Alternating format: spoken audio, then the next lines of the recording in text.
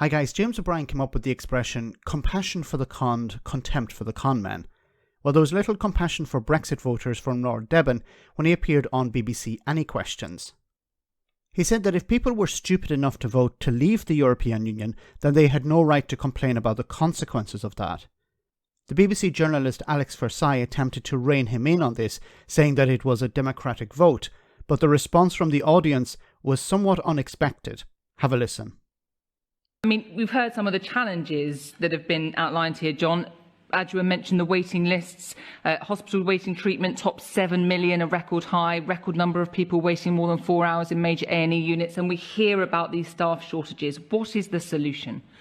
Well, the first thing is that you've got to have a joined-up system and get people out of hospital when they can get out of hospital and be looked out properly at home. That's the first thing you've got to do. Secondly, you've got to train staff, which we haven't done properly. Thirdly, you do have to face the pay issue. And fourthly, and I'm sorry to say this because it's saying I told you so, if people are stupid enough to leave the European Union and have Brexit,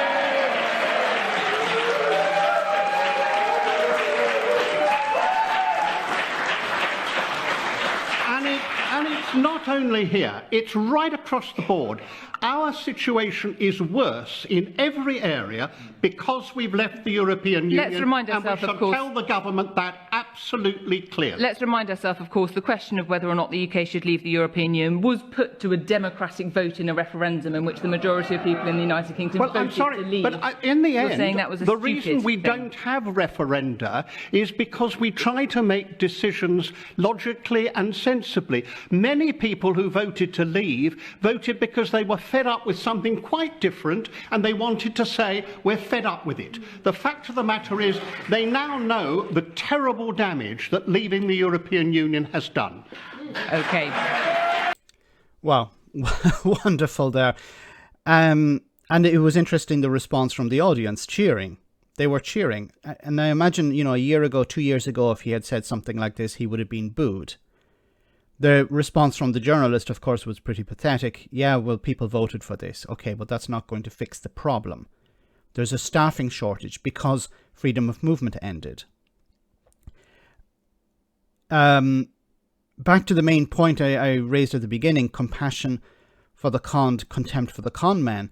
But I think at this stage, anyone who still believes Brexit was a good idea, how can you have compassion for those people? I think, once again, more and more people are coming to the realization that it was a mistake. Now, the solution to this, of course, is to rejoin the single market. This would allow businesses, for example, to be able to import and export much easier. But there's a huge problem with that. And I've talked before about, what the UK needs to do is rejoin the single market. And I've painted somewhat of a rosy picture there, unfortunately. And I've come to the realizing it's not as rosy as it would be, as it actually would be, in the sense that there are two ways that the UK could rejoin the single market. One is becoming a member of the European Union, and the other is through the European Free Trade Association. Now, the problem with the European Union, well, I'll come to the European Union one, which is much more easy to explain, but the European Free Trade Association includes countries like Switzerland and Norway. And Norway has said that it would not allow the UK to join that free trade association. It would not be happy with a country such as the UK, a large economy like that, throwing its weight around.